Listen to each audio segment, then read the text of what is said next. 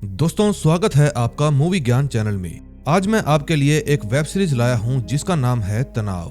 नाम सुनकर आपको अंदाजा हो ही गया होगा कि इस सीरीज में आप क्या देखने वाले हैं। इस सीरीज में एक आतंकवादी कश्मीर सहित पूरे भारत में तनाव पैदा कर देता है। अब ये क्यों दोबारा से भारत में आया है और यहाँ आकर वो क्या क्या करने वाला है, ये सब आप इस सीरीज में देखेंगे। क्या स्पेशल टास्क फोर्स इसको अपने मिशन में कामयाब होने से रोक पाएगी या फिर ये जिस मकसद से यहाँ पर आया है उसको पूरा कर लेगा? तो बने रहें हमारे साथ, कहानी शुरू करते हैं।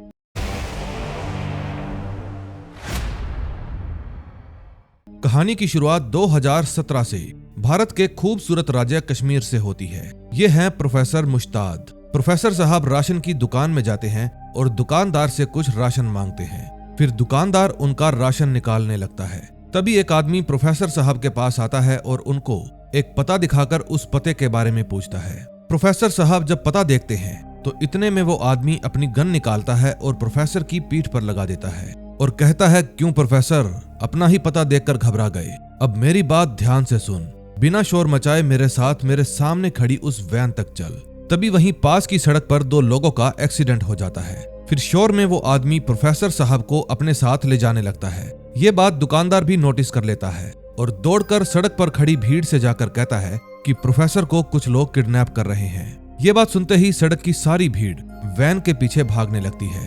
ये देखकर वो आदमी प्रोफेसर को जल्दी से गाड़ी में बिठाता है और गाड़ी को भगा लेता है। नेक्स्ट सीन में हम देखते हैं किडनैपर्स प्रोफेसर साहब को इंडियन इंटेलिजेंस के हेडक्वार्टर ले जाते हैं। फिर वहां पर प्रोफेसर को इंडियन इंटेलिजेंस का हेड जगजीत मलिक मिलता है। जगजीत मलिक प्रोफेसर से कहता है, माफ करना प्रोफेसर साहब, आपको ऐसे उठाने का हमारा मन तो नहीं था, लेकिन क्या करें, आप लोगों के काम ही ऐसे हैं। आज हमने आपको किसी काम से बुलाया है। पिछले ही हफ्ते कश्मीर के शुपोर में बमबारी हुई थी, तो अच्छा होगा आप हमें बता दें कि उस बमबारी के लिए असला कहां से आया था और वो असला किसने मंगवाया था, क्योंकि हमें पता चला है कि अभी और भी असला आने वाला है। लेकिन जब प्रोफेसर अपना मुंह नहीं खोलता तो मलिक उसे कहता है कि आपकी एक बेटी भी है जो पिछले 10 साल से बीमार है और आप उसका इलाज सरकारी हॉस्पिटल में करा रहे हैं। ये बात आप भी जानते हैं कि जो बीमारी आपकी बेटी को है उसका इलाज इन सरकारी हॉस्पिटल में नहीं हो सकता।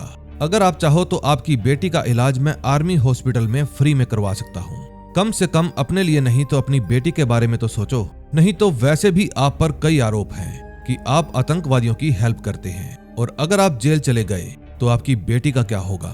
फिर काफी देर सोचने के बाद प्रोफेसर साहब मलिक को एक नाम बताते हैं। वो नाम था पैंथर, यानी उमर रियाज। फिर ये नाम सुनते ही मलिक साहब प्रोफेसर को कहते हैं, इसका तो मैं कब का एनकाउंटर कर चुका हूँ। लेकिन प्रोफेसर बताता है कि वो मरा नहीं बल्कि जिंदा है। अगले सीन में हम विक्रांत राठौड़ को देखते हैं जो स्पेशल टास्क यूनिट का हेड कमांडर है। आज ये अपने एक साथी कबीर के घर आया है। उस समय कबीर अपने फार्म में सेबों को बेचने के लिए उनकी लोडिंग करवा रहा था। कबीर से मिलने पर विक्रांत उसे बताता है कि हमें खबर मिली है कि उमर रियाज यानी पैंथर अभी भी जिंदा है। ये बात सुनते ही कबीर उसे कहता है, लेकिन उसे तो हमने कब का ठोक दिया है। फिर विक्रांत उसे बताता है, हमें भी ऐसा ही लग रहा था, पर खबर पक्की है, हाल ही में हुए बम धमाकों में उसका ही हाथ था। इस बात को लेकर दोनों के बीच में बहस हो जाती है, पर तभी वहां पर कबीर की पत्नी नुसरत आ जाती है। फिर उसको देखकर विक्रांत वहां से जाने लगता है। फिर जाते वक्त वो कबीर को कहता है कि अब तुम्हें हमें ज्वाइन करना ही पड़ेगा, क्योंकि अच्छी बात यह है कि पिछली बार उसने तुम्हारा चेहरा नहीं देखा था। इस बात को सुनने के बाद कबीर अपने एक आदमी को बुलाता है और उनकी बातें होने के बाद जब वो आदमी वहां से जाता है तो नुसरत कबीर से पूछती है कि तुमने अपने खबरी मुस्तफा को यहाँ क्यों बुलाया था? कहीं तुम वापस से टास्क फोर्स तो ज्वाइन नहीं करने वाले? लेकिन कबीर उसकी बात का कोई भी जवाब नहीं देता। फिर नुसरत समझ जाती है कि कबीर आगे क्या करने वाला है। फिर अगले ही दिन कबीर अपनी टास्क फोर्स टीम ज्वाइन कर लेता है। फिर वहां पर पहुंचकर कबीर विक्रांत और अपनी टीम को बताता है कि उमर का एक छोटा भाई आसिफ भी है। हाल ही में उसकी शादी फातिमा नाम की एक कश्मीरी लड़की से तय हुई है और जहां तक मैं जानता हूं उमर अपने भाई आसिफ से बहुत प्यार करता है और वो उसके निगाह में जरूर आएगा। पिछली बार भी वो अपने भाई के चक्कर में ही फंसा था, इस बार भी जरूर फंसेगा। इस बात को सुनते ही कबीर का टीम मेंबर विजय सभी को आगे का प्लान समझाता है। विजय कहता है कि मैं और कबीर मिठाई वाले बनकर जाएंगे और मुनीर उनका मेहमान बनकर सामने के घर में स्नाइपर के साथ रहेगा। अगर वो भागे तो हम लोग उसका भेजा उड़ा देंगे। उस समय दानिश घर के बाहर होगा और कुणाल बाहर गाड़ी में हमारा इंतजार करेगा। उमर को मारने के बाद हम गाड़ी से वहां से निकल जाएंगे। तभी शादी से पहले आसिफ सबसे छुपकर फातिमा से मिलने पहुंच जाता है और उससे शॉपिंग करने के लिए बहुत सारे पैसे देता है। जब फातिमा उससे पैसे के बारे में पूछती है तो आसिफ उसे बताता है कि ये पैसे उसे उसके भाई उमर ने दिए हैं और उमर अभी जिंदा है। फिर कुछ दिनों बाद शादी का दिन भी आ जाता है। अब बिलाल पड़ोस के घर में पहुंच गया था। मुनीर भी मेहमान बनकर घर में घुस चुका था। मुनीर के चश्मे में एक कैमरा लगाया गया था जिससे इस पूरे मिशन पर हेडक्वार्टर से विक्रम और मलिक उस पर नजर बनाए हुए थे। फिर रात होते ही कबीर और विजय मिठाई वाले बनकर शादी में घुस जाते हैं। अब इंतजार था तो केवल शिकार का। उमर के आने का समय हो गया था, इसलिए उमर का साथी जुनैद वहां पर उमर की सेफ्टी के लिए शादी के घर के पास पहुंच जाता है। फिर वहां पर उसे कुणाल मिलता है जिससे वो अपनी सिगरेट जलाने के लिए माचिस मांगता है और उसके बाद वो वहां से चला जाता है। उमर भी अपना हुलिया बदलकर अपने एक साथी के साथ शादी में जाने के लिए निकल चुका था, लेकिन तभी इलाके के एक पॉलिटिशियन मीर साहब को उन पर शक हो जाता है। फिर जब वो विजय और कबीर से उनके मालिक के बारे में पूछते हैं तो विजय बताता है कि वो भी हमारे साथ ही आने वाले थे, लेकिन तबीयत खराब होने की वजह से वो नहीं आ पाए। इस बात से मीर साहब और उनके साथ आए अफगानी आतंकी अमजद, उन दोनों को उन पर शक हो जाता है, इसलिए वो दोनों उनको अकेले में ले जाकर पूछताछ करने लगते हैं। फिर जब पूछताछ में उनको कुछ भी पता नहीं चलता तो वे मिठाई वाले को फोन लगाते हैं, लेकिन सिग्नल कट होने की वजह से मिठाई वाले को फोन लगता ही नहीं। अब शादी का टाइम नजदीक आता जा रहा था, इसलिए मीर साहब उन दोनों को जाने के लिए कहते हैं, पर जाते वक्त कबीर की अमजद के साथ अनबन हो जाती है जिससे कबीर का माथा ठनक जाता है और वो उसे निपटा देता है। गोली की आवाज सुनते ही सब लोग चौकन्ने हो जाते हैं और वहां पर गोलीबारी होने लगती है। फिर वहां से बचने के लिए कबीर फातिमा को होस्टेज बना लेता है। इतने में ही दानिश भी वहां पर पहुंच जाता है और एक आतंकी को मारने के चक्कर में दानिश की एक गोली आसिफ के दिल के पार निकल जाती है, जिसके कारण आसिफ वहीं पर मर जाता है। अब हालात बिगड़ चुके थे, इसलिए सभी वहां से निकलने लगते हैं, पर जाते वक्त विजय के पैर में एक गोली लग जाती है। गोलीबारी की आवाज सुनकर उमर भी वापस लौटने लगता है, पर रास्ते में कबीर उसे देख लेता है और उसका पीछा करने लगता है। विक्रम उसे बहुत समझाता है कि यह इलाका पत्थरबाजों का है, पर कबीर उसकी बात नहीं सुनता और एक गोली उमर को मार देता है, लेकिन फिर जुनैद उसे बचा लेता है। तब तक इस बात की खबर पत्थरबाजों को भी मिल चुकी थी, इसलिए उन्हें वहां से निकलना पड़ता है और उमर बच जाता है। सेकंड एपिसोड की शुरुआत विजय से होती है। गोली लगने के बाद विजय को आर्मी हॉस्पिटल में भर्ती करवाया जाता है। वहीं दूसरी तरफ उमर को भी गोली लगी थी, इस कारण से उसे सरकारी हॉस्पिटल के रूम में छुपाकर भर्ती किया गया था। वहीं पर उन्हें उनका डॉक्टर भी मिल जाता है जो आतंकवादियों का इलाज करता था। डॉक्टर बताता है कि अभी इसे यहीं एडमिट करना पड़ेगा, कहीं और ले जाने पर मैं इसको जिंदा नहीं बचा पाऊंगा। इस बात के लिए जुनैद मान जाता है, जिसके बाद जुनैद आसिफ के जनाजे में जाता है। जाते वक्त जुनैद फातिमा को दिलासा देता है और कहता है कि अगर तुम्हें कभी भी किसी भी चीज की जरूरत हो तो मुझे अपना बड़ा भाई समझकर बता देना। आसिफ हमारा भी भाई था। फिर वहां पर उसे कल रात दानिश से ली हुई माचिस की डिब्बी मिलती है, जिससे उसे कैफे का नाम पता चल जाता है जहां आर्मी वाले अक्सर आते जाते रहते हैं। तभी हम उसी होटल के अंदर दानिश को देखते हैं जो अपनी गर्लफ्रेंड से मिलने के लिए आया था। वो अक्सर यहाँ पर आता जाता रहता है। नेक्स्ट सीन में हम देखते हैं कबीर विजय का हालचाल पूछने के लिए जाता है। फिर वो विजय से अपनी हरकतों के लिए माफी भी मांगता है, पर विजय उसे कहता है कि अब मैं यूनिट छोड़ने वाला हूँ। ये काटापीटी अब मुझसे और नहीं होगी। मुझे वापिस से एक आम इंसान बनना है। मुझे अपने घर अपने लोगों के पास वापिस जाना है। मेरा उदयपुर मुझे बुला रहा है। अब मुझे सिर्फ सुकून चाहिए। इतना बोलकर विजय बेहोश हो जाता है। ये बात सुनकर कबीर जैसा पत्थर दिल इंसान भी इमोशनल हो जाता है, लेकिन कबीर उसे बताता है कि ये सुकून की जिंदगी हमारे लिए नहीं बनी, बल्कि हमारे देश के लोगों के लिए है। वहीं दूसरी तरफ कोई और भी थी जो गुस्से और दर्द से भरी थी, और वो थी फातिमा। तभी फातिमा के पास उमर की पत्नी जैनब आती है। जैनब फातिमा से कहती है कि अपने आंसुओं को मत रोको, क्योंकि दर्द को अपने अंदर रखना अच्छी बात नहीं, इसलिए अपने दर्द को आंसुओं की तरह निकाल दो।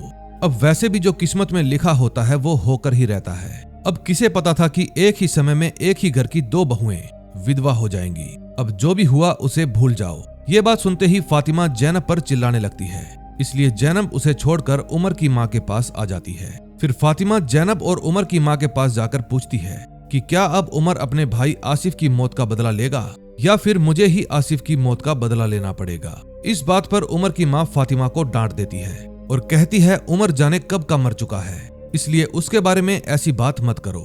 ये बात सुनते ही फातिमा उसे वो रुपए दिखाती है जो उसे आसिफ ने दिए थे। इस बात पर उसकी माँ उससे पूछती है कि क्या तुमने उमर को ये रुपए देते हुए देखा था, लेकिन फातिमा बिना कुछ बोले वहां से चली जाती है। अब उमर की हालत भी बिगड़ती जा रही थी। फिर जैसे ही उमर की हालत और बिगड़ती है, जुनैद उसे उसकी दवा खिलाता है।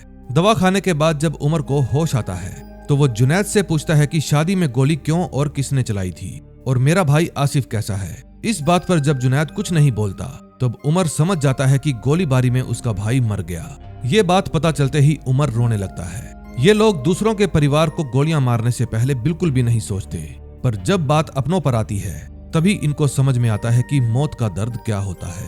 नेक्स्ट सीन में हम देखते हैं फातिमा जुनैद के अड्डे पर पहुंच जाती है। वहां पर उसे खालिद मिलता है जो उसे जुनैद के पास ले जाता है। वहां जाकर फातिमा जुनैद को कहती है कि मुझे उमर से मिलना है।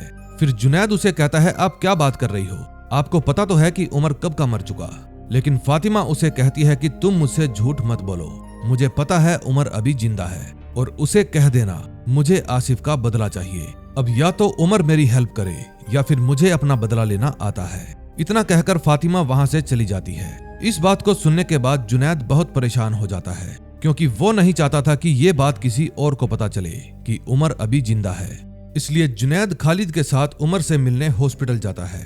पहले तो उमर उनकी खैरियत पूछता है, फिर जब वो जुनैद का बदला हुआ चेहरा देखता है तो उससे उसकी वजह पूछता है। फिर खालिद उमर को सारी बात बता देता है। ये बात सुनने के बाद उमर जुनैद से कहता है कि इस समय फातिमा अपने दिमाग से नहीं बल्कि अपने गुस्से से काम ले रही है। अगर हम उसके गुस्से का सही इस्तेमाल करें तो ये हमारे मिशन के लिए अच्छा होगा, इसलिए जाओ और उसे लेकर आओ। तभी फातिमा जब अपने रूम में बैठी हुई थी तब कोई उसकी खिड़की में पत्थर मारता है। अब नेक्स्ट एपिसोड में देखेंगे क्या होता है। थर्ड एपिसोड में हम देखते हैं जब कबीर नुसरत के पास जाता है तो वो उसे अपने से दूर रहने के लिए कहती है। अब इसका क्या कारण है ये आपको आगे पता चलेगा। तभी कबीर के घर की बेल बजती है। जब कबीर गेट खोलता है तो देखता है वहां दानिश और उसकी गर्लफ्रेंड आए थे। दरअसल दानिश नुसरत का छोटा भाई है, यानी कबीर का साला। कबीर और दानिश दोनों एक ही डिपार्टमेंट में काम करते हैं। आज दानिश अपनी गर्लफ्रेंड के साथ अपनी बड़ी बहन नुसरत से मिलने आया है। दानिश घर में आते ही कबीर के बच्चों और अपने भांजे भांजी से मिलता है। फिर थोड़ी देर बाद नुसरत दानिश और उसकी गर्लफ्रेंड के साथ बैठी थी तो वो दानिश से उसकी शादी के बारे में पूछती है। फिर जवाब में दानिश की गर्लफ्रेंड नुसरत को बताती है कि मैं भी शादी के लिए तैयार हूँ, जल्द ही हम दोनों शादी कर लेंगे। तभी नुसरत के पास मुनीर का मैसेज आता है और वो नुसरत से कॉफी पर चलने के लिए पूछता है, जिस पर नुसरत भी हाँ कह देती है। दरअसल मुनीर और नुसरत का एक्स्ट्रा मैरिटल अफेयर चल रहा था, जिसकी खबर कबीर को नहीं थी। कबीर को अपनी पत्नी के अफेयर की खबर तो नहीं लगती, लेकिन उमर का इलाज जिस हॉस्पिटल में हो रहा था इस बात की खबर जरूर लग जाती है। इसलिए अगले ही दिन कबीर वहां पर उमर को ढूंढने पहुंच जाता है। वहीं दूसरी तरफ जब उमर को होश आता है तो वो जुनैद से पूछता है कि अभी तक मुझे यहाँ से हटाया क्यों नहीं। फिर जुनैद उसे समझाता है कि अभी डॉक्टर ने आपको यहाँ से जाने से मना किया है। इस बात पर उमर भड़क जाता है और जुनैद को कहता है अगर मैं जिंदा रहा तभी इलाज होगा ना। स्पेशल टास्क वाले मुझे सूंघते सूंघते यहाँ पर कभी भी पहुँच सकते हैं। अब उनके आने से पहले मुझे यहाँ से निकालो। फिर उमर की बात मानकर जुनैद अपने बाकी के साथियों को गाड़ी और रूम का इंतजाम करने के लिए भेजता है और खुद उमर की दवाइयां लेने के लिए चला जाता है। तभी उसे रास्ते में अपनी खाला यानी चाची की लड़की फराह मिलती है। फिर फराह उससे उसका हालचाल पूछने लगती है। फिर जुनैद उससे पूछता है तुम विदेश से कब लौटी। फिर फराह उसे बताती है कि मुझे विदेश से लौटे 1 महीना हो गया है। तभी फराह की ड्यूटी का टाइम हो जाता है और वो जुनैद को ये कहकर चली जाती है कि मैं ड्यूटी के बाद तुम्हारे घर आकर मिलूंगी। फिर जुनैद फराह से एक हेल्प मांगता है। वो फराह को उमर का इलाज करने के लिए कहता है, लेकिन फराह उसे मना करके अपने कैबिन में चली जाती है। ये बात कबीर भी देख रहा था और कबीर को फराह पर शक हो जाता है। उसे शक था कि शायद यही वो डॉक्टर है जो उमर का इलाज कर रही है। इसलिए कबीर चोट का बहाना बनाकर फराह के कैबिन में घुस जाता है। जांच करने के बाद फराह उसे स्कैन लिखकर उसे एक नर्स के साथ जाने के लिए कहती है, पर तभी कबीर को विक्रम का फोन आ जाता है जो कबीर को बताता है कि हमें खबर मिली है उसी हॉस्पिटल में एक सोहेल नाम का डॉक्टर है जिसने कई बार छोटे छोटे आतंकियों का इलाज किया है। हमारा शक है कि उसी ने ही उमर का भी इलाज किया है। हमें अभी केवल उस पर नजर रखनी चाहिए। ये बात सुनते ही कबीर डॉक्टर सोहेल के कैबिन में जाने लगता है। तभी कबीर को डॉक्टर सोहेल दिख जाता है और वो उसका पीछा करने लगता है। इस बात से कबीर को उमर का पता चल जाता है। फिर ये बात कबीर विक्रम को बताता है। फिर विक्रम उसे कहता है कि इस बार भी शादी जैसी गलती मत करना, मैंने मुनीर को भेजा है, मुनीर के आते ही उसे दबोच लेना। फिर जैसे ही मुनीर वहां पर आता है, दोनों एक कमरे में घुस जाते हैं, लेकिन कमरे में उन्हें कोई भी नहीं मिलता। तभी वो दोनों एक एम्बुलेंस को जाते हुए देखते हैं, इसलिए वो उस एम्बुलेंस का पीछा करने लगते हैं। काफी पीछा करने के बाद जब वो एम्बुलेंस को रुकवाते हैं तो जांच करने पर उस एम्बुलेंस में उन्हें उमर नहीं मिलता, क्योंकि उमर को तो फातिमा ने अपनी गाड़ी में छुपाकर वहां से निकाल लिया था और फिर वो उमर को जुनैद के पास पहुंचा देती है। नेक्स्ट सीन में हम देखते हैं जब फातिमा पार्क में बैठी थी तब उसके पास जुनैद आता है और फातिमा से कहता है कि ये मेरा दोस्त खालिद है, ये आपको उस कैफे तक ले जाएगा और वहां आपको इस कैमरे में लगे हुए टाइमर को चालू करना होगा।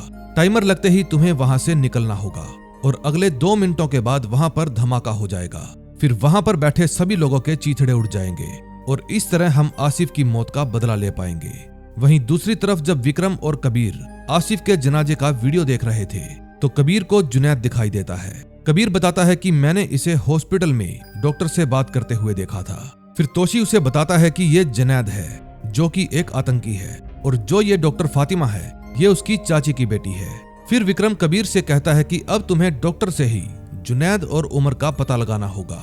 तभी रात होते ही खालिद फातिमा के पास कैफे में पहुंच जाता है। फिर खालिद फातिमा को कहता है तुम बस अंदर जाना और कैमरे के टाइमर को स्टार्ट कर देना और कैमरे को वहीं पर रखकर बाहर आ जाना। इस बार टाइमर स्टार्ट होने के बाद इस कैमरे को फटने से कोई नहीं रोक सकता। ये बात सुनने के बाद फातिमा अपने मकसद के लिए कैफे पहुंच जाती है। फिर अंदर जाते ही फातिमा घबरा जाती है क्योंकि वहां पर बहुत सारे मासूम भी थे।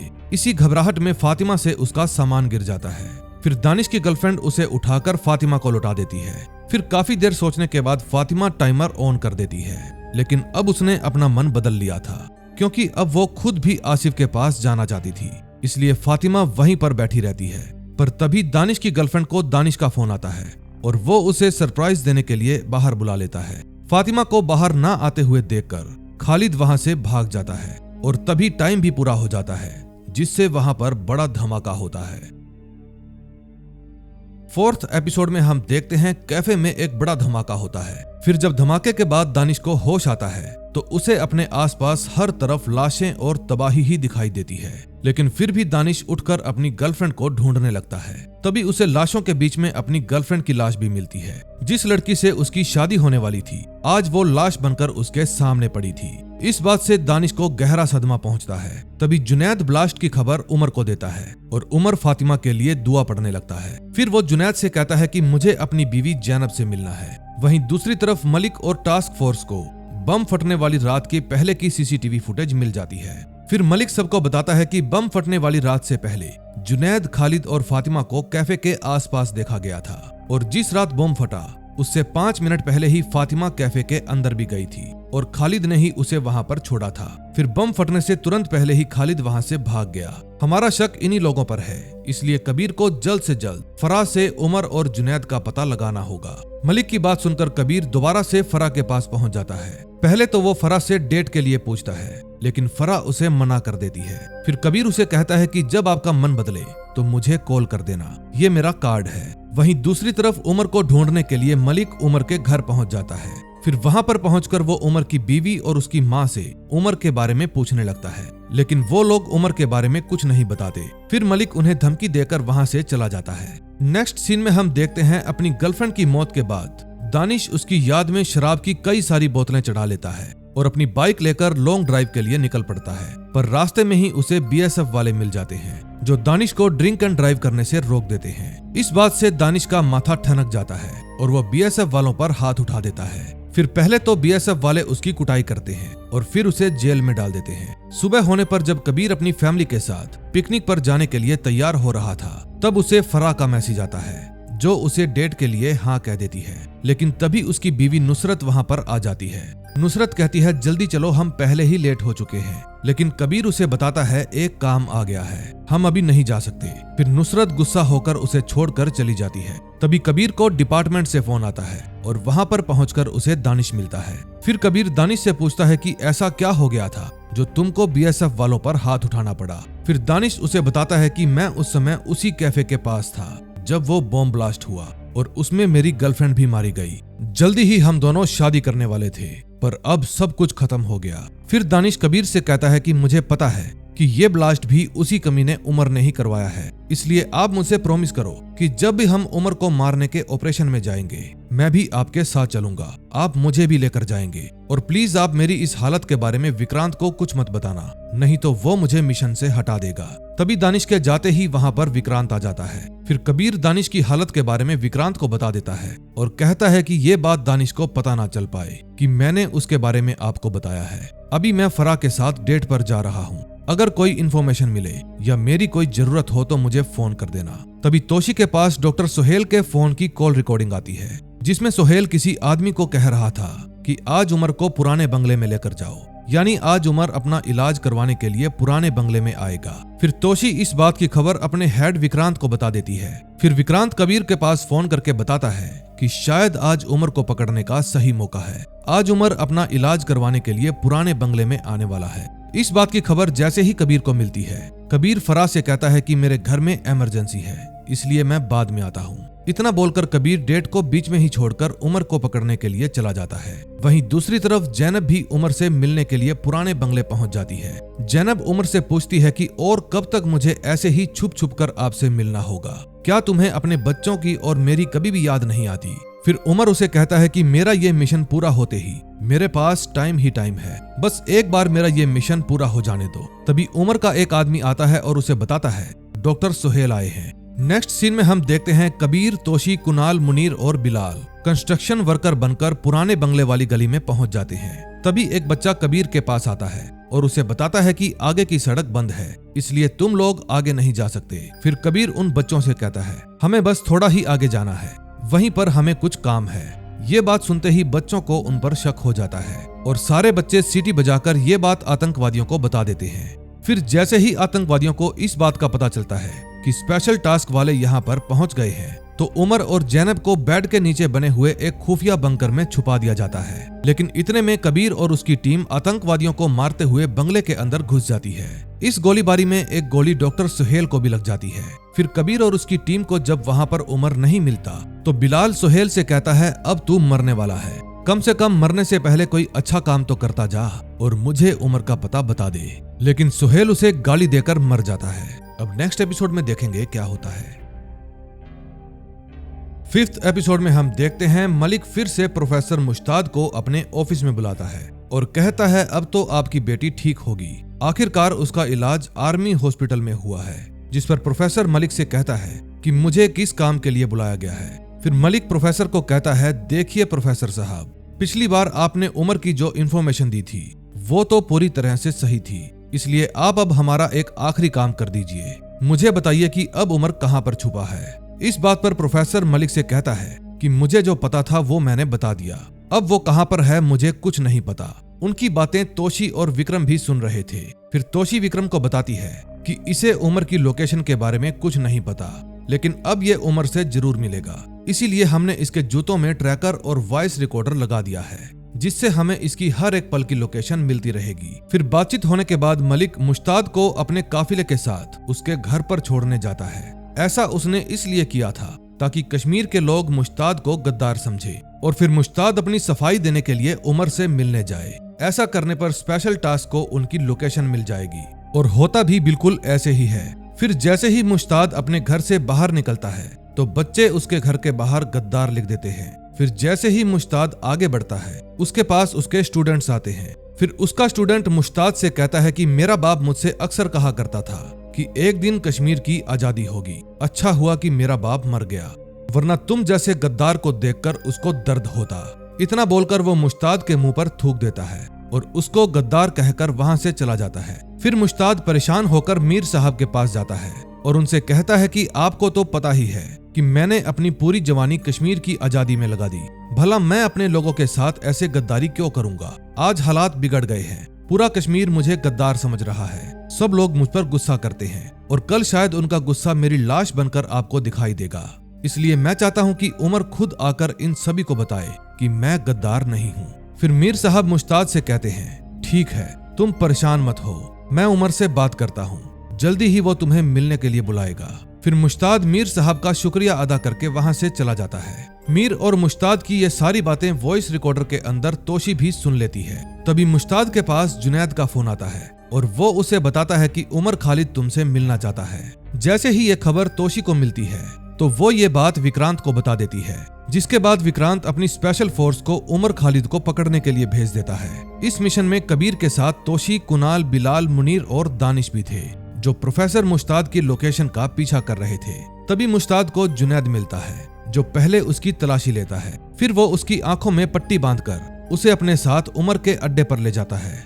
वहां पहुंचकर जुनैद मुश्ताद की आंखों से पट्टी हटाता है और फिर उमर मुश्ताद से उसका हालचाल पूछता है। उमर मुश्ताद से पूछता है कि तुमने अपनी बेटी का इलाज आर्मी हॉस्पिटल में क्यों करवाया। इस पर मुश्ताद उमर को बताता है कि मेरी बेटी का इलाज केवल आर्मी हॉस्पिटल में ही हो सकता था, इसीलिए मैंने केवल उन्हें तुम्हारे जिंदा होने की बात बताई थी। ये बात सुनकर उमर जुनैद को कुछ इशारा करता है, जिसके बाद जुनैद जेब से अपनी बंदूक निकालकर मुश्ताद को गोली मार देता है और फिर जुनैद और उमर वहां से जाने लगते हैं। लेकिन इतने में स्पेशल टास्क यूनिट भी वहां पर पहुंच जाती है। तभी उन्हें वहां पर मुश्ताद की लाश मिलती है, लेकिन दानिश बिल्डिंग के अंदर जाकर उमर को ढूंढने लगता है। तभी जुनैद दानिश को देख लेता है और बंदूक से वार कर दानिश को बेहोश कर देता है और उसे किडनैप कर लेता है। अब नेक्स्ट एपिसोड में हम देखेंगे जुनैद और उमर दानिश के साथ क्या करेंगे।